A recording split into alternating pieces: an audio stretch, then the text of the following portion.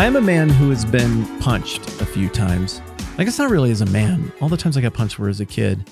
But I felt it. I know what it feels like to get punched. Like, none of it was from like a family member or anything. It was just kids at school. You fight with people, and it's just how life goes. And they hit you and you hit them back, and eventually you respect each other and you work it out. Then I've been hitting sports a whole bunch too. I played all the sports, all the contact sports. I really like contact. I seek out contact in the sports that I play, and it means that there's a lot of give and take. And whether you're talking about getting like hit with somebody in a fist fight, or more often for me, hit with like a shoulder or a hip or whatever in the course of playing a sport, there's still a really neat division in my brain between two types of hits.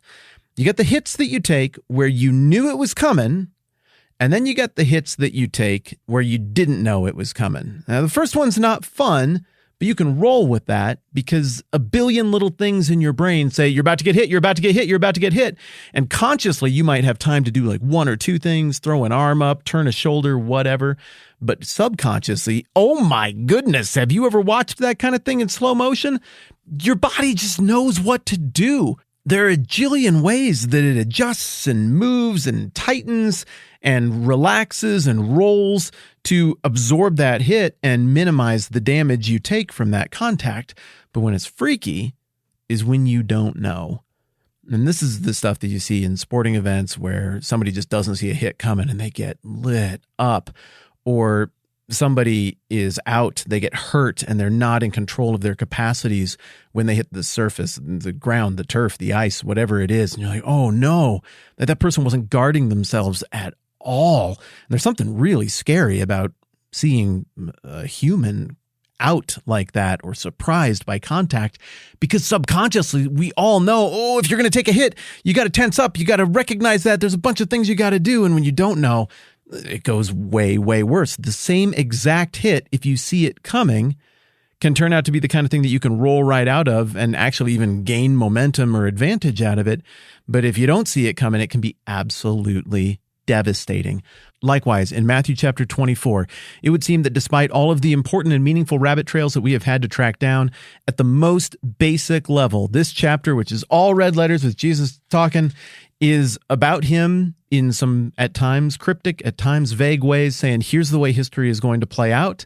I'm not going to give you all the details about the exact day or the hour, because all of that is reserved for my Father, and I don't even know the exact day or the hour. But what I know is that all of these things that have been promised, it's all going to happen. Heaven and earth will pass away, but my words will never pass away. These promises about the unfolding of history and that there is an end to history and that we're not done here, those things, you can take them to the bank. That's great. We get it. We can follow the flow of thought. We get the big picture. But what are we supposed to do with all of this information or limited information? Aha! Matthew 24:42, Jesus says, therefore, in light of all that stuff, keep watch, because you do not know on what day your Lord will come. And the rest of chapter 24 is two illustrations that round out and flesh out that concept. Or, to tie it back into the thing we're talking about with getting hit, you want to, as it pertains to the unfolding of time and history, be in a situation where your eyes are up and you are anticipating the contact. And physically, you got a couple of things that you're consciously doing, but subconsciously, you got a billion things that your brain is doing with your time and your emotions and your investment and your attitude and your use of resources and all these things that are all adjusted to the reality of this coming impact, that coming impact being the unfolding of time and the return of the Son of Man, the end of an age and the beginning of the next thing. You want to be eyes up. You want to keep watch. Can't tell you exactly why or exactly how this will benefit you, in the same way that I can't tell you exactly how or why. Knowing a hit is coming is better than not knowing a hit is coming, but there's a whole lot of little adjustments that are going to happen.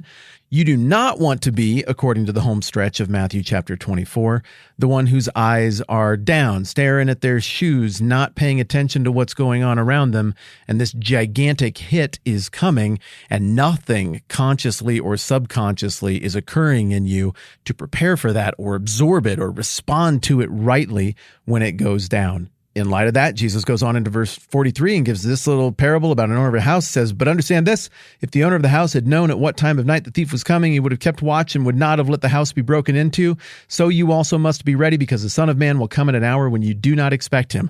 I don't know what the master would have done in this story, if he was awake and he knew the thief was coming and then the thief showed up, maybe he would have stopped him at gunpoint. Maybe he would have had all of his servants go out there with torches and be like, "Ha-ha, we caught you. You're surrounded. You can't thieve anything now." Maybe the owner of the home would have set up an overly elaborate Rube Goldberg style set of booby traps that the thieves would have to navigate to try to get into his house and steal stuff. But one way or another, if he's eyes up and he sees the hit coming, there's going to be conscious and subconscious adjustments about his orientation to be ready, but he doesn't know exactly when the thief is going to be there. So this state of constant readiness for the hit and orientation toward alertness and understanding of where everything is going, that's really important. The next parable, which we spent a lot of time considering in light of the fact that the Greek word doulos is what Jesus employs here.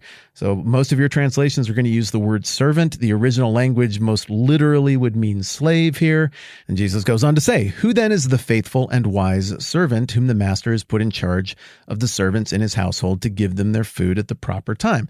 It'll be good for that servant whose master finds him doing so when he returns. I tell you the truth, he'll put him in charge of all of his possessions." Okay, here now we're not going from the perspective of the master. We've pivoted slightly from the last analogy where the master corresponds to probably more like you, the person who's curious about the end of things and needs to be eyes up and oriented, ready for the hit, ready for the unfolding of things.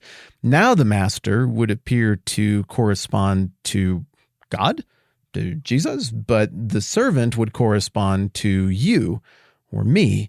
And the idea is that the Son of Man, the master, is metaphorically away, but is going to return at any given time. And so whoever is a kingdom citizen, whoever is committed to the Son of Man, whoever is committed to these values, should, in anticipation of this big event that's coming, in anticipation of the reality that at any point this big hit is coming, they should be oriented in all kinds of obvious and less obvious ways toward doing the things the master would want. And if you know the master is coming, you are properly braced and prepared in a whole lot of manners for that eventual return and to be positioned properly when that eventual return happens. But, verse 48, suppose that servant is wicked and says to himself, "My master is staying away a long time." And then he begins to beat his fellow servants and to eat and drink with drunkards. The master of that servant will come on a day when he does not expect him and in an hour he's not aware of. And what you're getting here is like the equivalent of not being ready for the hit. You don't want to be the servant who's like, "I don't know, things have been pretty easy around here and pretty lax for a super long time. I don't think there is actually a next thing that's ever going to come. And this is the pinnacle of foolishness." So the guard is down, the body is not ready. The hit surprises that individual.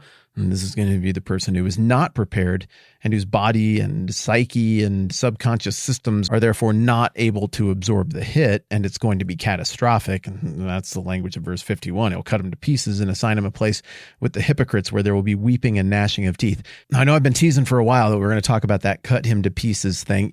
Simply put, this is not a new expression at the time of Jesus. This is an expression that characterizes justified outrage on the part of the master of a house or a king toward the wickedness and delinquency and failures, intentional failures of a servant. And so even in Daniel, when Daniel gets stuff right and the leaders and rulers and astrologers and everybody else gets stuff wrong, but Daniel's enemies dupe Darius the Mede into throwing Daniel into the lion's den, being bound up by his own word. And then when Daniel survives and he comes out, the response that this Persian governor or maybe king of some sort gives is like, "Oh, we're going to cut them to pieces and throw them into the lion's den." Again, I don't pretend for a moment like this kind of language that existed in the ancient world, the classical world, the Near East, it was like fun or friendly, but expressions are things. And we can see from conversation, even as recently as a couple chapters back at the end of 21, that everybody on all sides of the conversation expected that if somebody willfully and intentionally mistreated or murderously mismanaged other servants, that the master of the house would punish them profusely. And in chapter 21, remember, Jesus gave that parable of the landowner, And he sent representatives to collect the rent, the proceeds. And the tenants were like, oh, let's just beat him up. And then the landowner's like, what the heck? I'll send my own son. They won't mistreat him. And then they kill the landowner's son. And then Jesus asks the Pharisees, the religious leaders who were there, like, oh, what do you think that the owner of the vineyard is going to do when he comes back to those tenants? And the Pharisees themselves agree. He will bring those wretches to a wretched end, they replied, and he will rent the vineyard to another tenant who will give his share of the crop at harvest time. The short little rabbit trail point here being that this violent verbiage at the end is something that we see inside and outside the Bible all over the place, and it's language that apparently was used to express the justified right of a master of a house who had been taken advantage of, cheated, even cheated murderously, to exact punishment on the people who committed that injustice or that travesty against him or others. I got a little bit more that I want to do here with this concluding set of thoughts on Matthew chapter 24, but I also don't want to rush it.